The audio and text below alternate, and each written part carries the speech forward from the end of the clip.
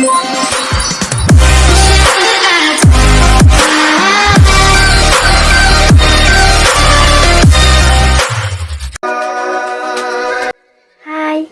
perkenalkan nama saya Karniti Milaar.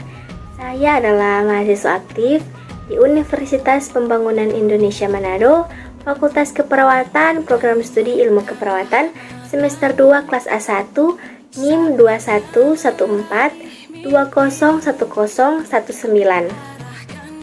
Saat ini saya akan menjelaskan tentang konsep dan urgensi Pancasila sebagai dasar negara serta konsep dan urgensi Pancasila sebagai sistem etika.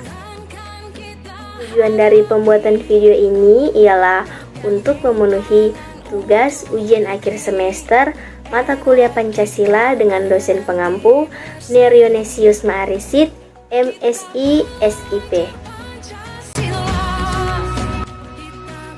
Konsep dan urgensi Pancasila sebagai sistem etika.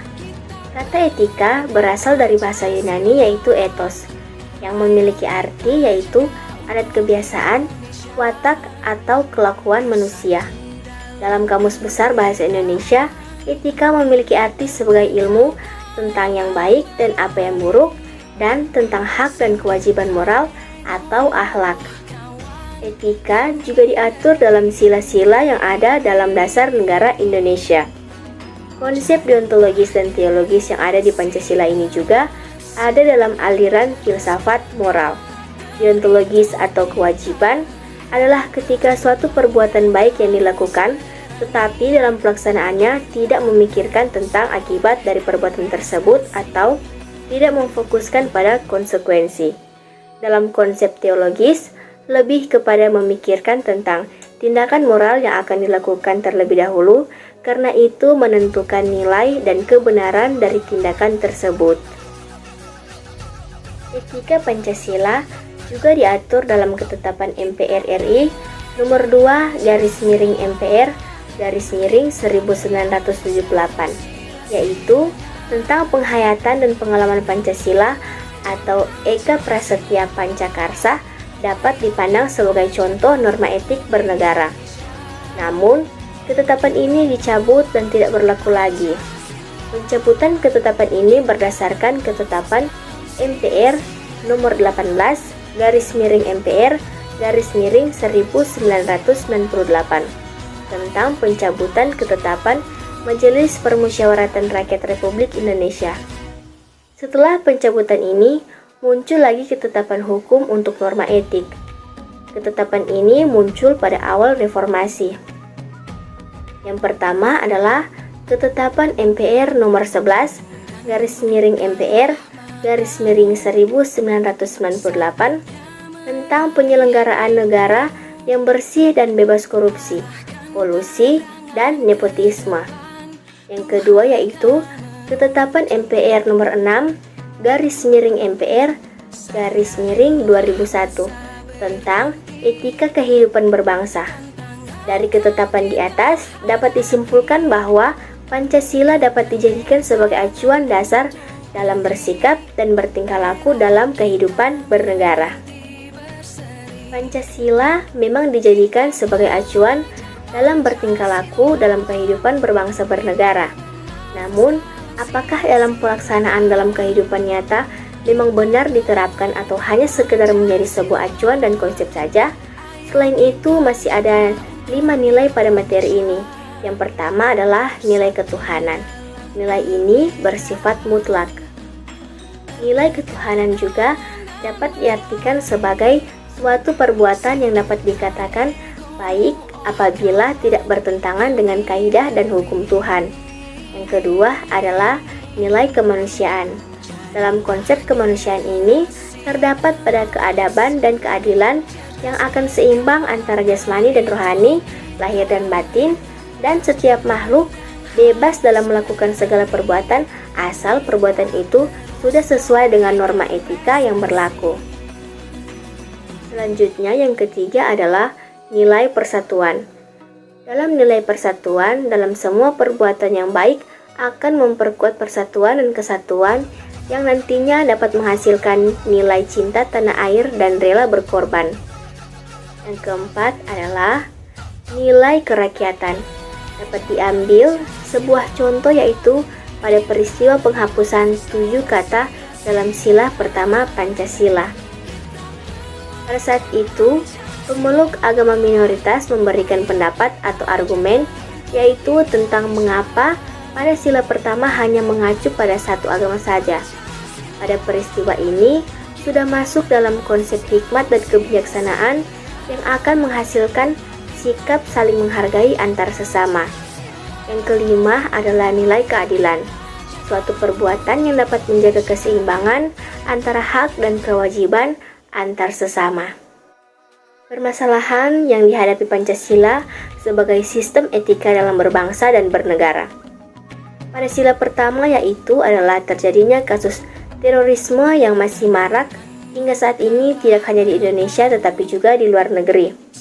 Terorisme merupakan suatu gerakan yang mengatasnamakan agama yang perbuatannya tidak sesuai dengan norma etika yang ada. Dan dari gerakan ini dapat menyebabkan perpecahan di dalam suatu negara yaitu terjadinya perselisihan antar agama dan juga dapat menghambat integrasi nasional. Masih banyak terjadi kasus pelanggaran HAM yang dapat kita ambil contoh dari banyaknya kasus pelecehan seksual yang terjadi di Indonesia, di mana dari semua total kasus yang ada, hanya ada beberapa saja yang berani melaporkan kepada pihak yang berwajib karena seringkali kasus-kasus yang terjadi merupakan orang yang berpengaruh. Meskipun di Indonesia memiliki hukum yang berlaku akan hal ini, tetapi ternyata hukum ini tidak diberlakukan secara menyeluruh. Terdapat kesengajaan antara rakyat miskin dan kaya, di mana di dalam suatu daerah pasti akan ada kawasan elit dan kawasan kumuh. Ada yang namanya sekolah negeri dan sekolah swasta. Dan juga ada sebuah peristiwa di mana kelompok kaya akan semakin kaya dan kelompok miskin akan semakin miskin. Ini bisa terjadi jika adanya pegawai pemerintahan yang dapat dikatakan sebagai wakil rakyatnya yang selalu mengambil uang rakyat. Peristiwa ini dapat merusak sendi kehidupan berbangsa dan bernegara. Banyaknya kasus korupsi yang masih ada di Indonesia.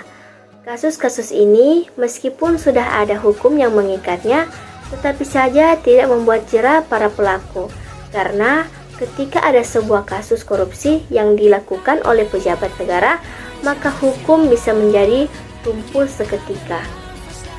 Urgensi Pancasila sebagai sistem etika antara lain ialah sebagai berikut ini. Yang pertama, meletakkan sila-sila Pancasila sebagai sistem etika, sama halnya dengan menempatkan Pancasila sebagai sumber moral dan inspirasi bagi penentu sikap, tindakan, dan keputusan yang diambil setiap warga negara. Yang kedua, Pancasila sebagai sistem etika memberi guidance bagi setiap warga negara sehingga memiliki orientasi yang jelas dalam tata pergaulan baik lokal, nasional, regional, maupun internasional. Yang ketiga, Pancasila sebagai sistem etika dapat menjadi dasar analisis bagi berbagai kebijakan yang dibuat oleh penyelenggara negara sehingga tidak keluar dari semangat negara kebangsaan yang berjiwa Pancasilais.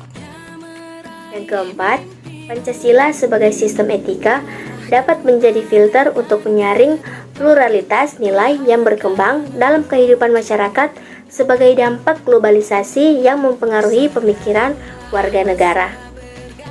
Esensi dan urgensi Pancasila sebagai dasar negara. Urgensi Pancasila sebagai dasar negara yaitu yang pertama, agar para pejabat publik dalam menyelenggarakan negara tidak kehilangan arah. Yang kedua, agar partisipasi aktif seluruh warga negara dalam proses pembangunan dalam berbagai bidang kehidupan bangsa dijiwai oleh nilai-nilai Pancasila. Alasan diperlukannya kajian Pancasila sebagai dasar negara. Pancasila merupakan pandangan hidup dan kepribadian bangsa yang nilai-nilainya bersifat nasional yang mendasari kebudayaan bangsa, maka nilai-nilai tersebut merupakan perwujudan dari aspirasi atau cita-cita hidup bangsa. Perpecahan bangsa Indonesia akan mudah dihindari karena pandangan Pancasila bertumpu pada pola hidup yang berdasarkan keseimbangan, keselarasan, dan keserasian, sehingga perbedaan apapun yang ada dapat dibina menjadi suatu pola kehidupan yang dinamis, penuh dengan keanekaragaman, yang berada dalam suatu keseragaman yang kokoh dengan peraturan yang berlandaskan nilai-nilai Pancasila. Maka, perasaan adil dan tidak adil dapat diminimalkan.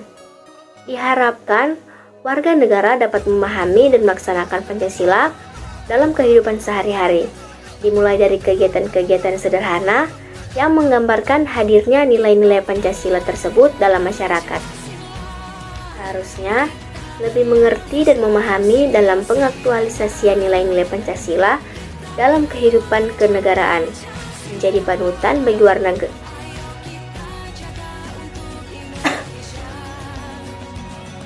panutan bagi warga negara yang lain, agar masyarakat luas meyakini bahwa Pancasila itu hadir dalam setiap hembusan nafas bangsa ini.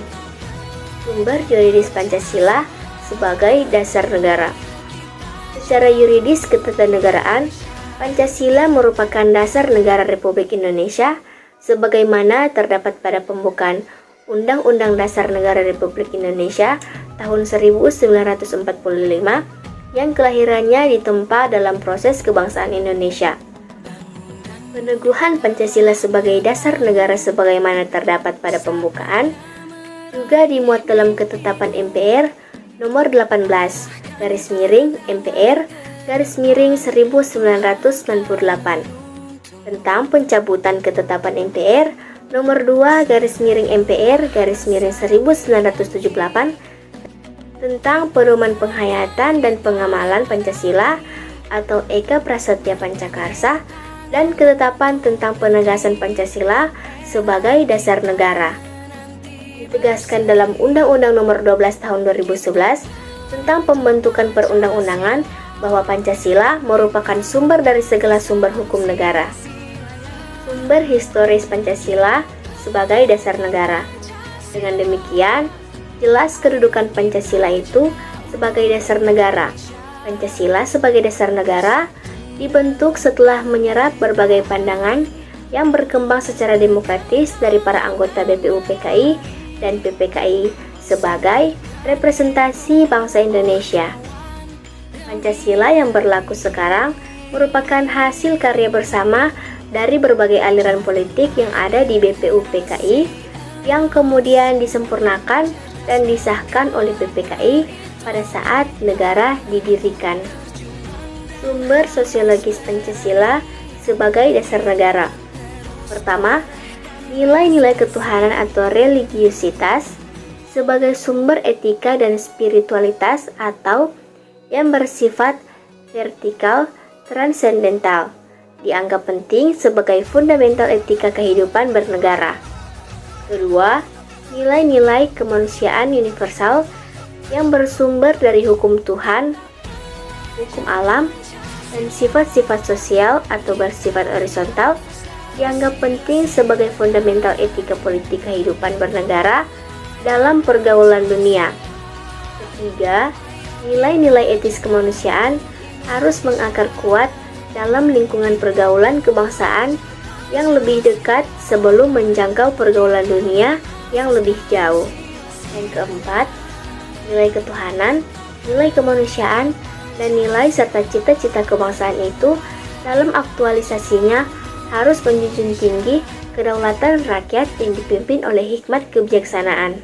Yang kelima, nilai ketuhanan, nilai kemanusiaan, nilai dan cita kebangsaan, serta demokrasi permusyawaratan itu memperoleh artinya sejauh dalam mewujudkan keadilan sosial. Hai, perkenalkan nama saya Kristina. Saya adalah mahasiswa Fakultas Keperawatan jurusan Ilmu Keperawatan kelas A1. Saya ingin untuk dapat bergabung bersama kami di Universitas Pembangunan Indonesia. Kenapa harus di UNPI? Karena di UNPI Selamat datang di Universitas Pembangunan Indonesia Manado, yang terletak dekat dengan kawasan bisnis Bahu Mall Manado. Tempatnya di Kelurahan Bahu, lingkungan 3 Manado, sangat strategis di pusat kota Manado.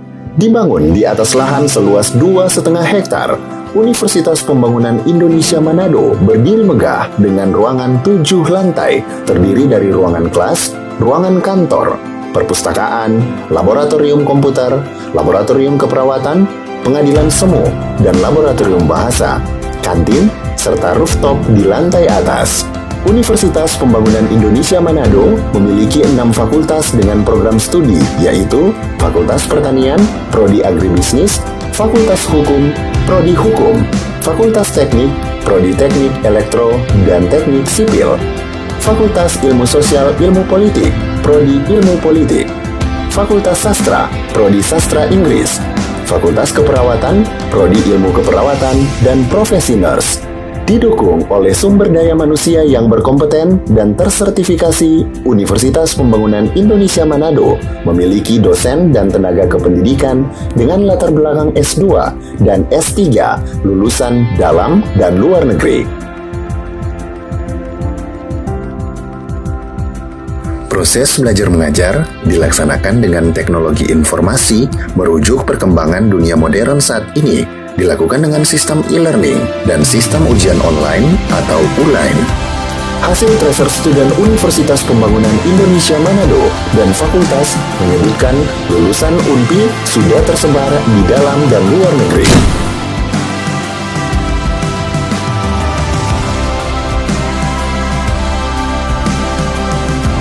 Selamat bergabung putra-putri terbaik bangsa. Kembangkan dirimu, raih cita-citamu setinggi bintang di langit. Kami siap menghasilkan generasi terbaik dan pemimpin di masa depan.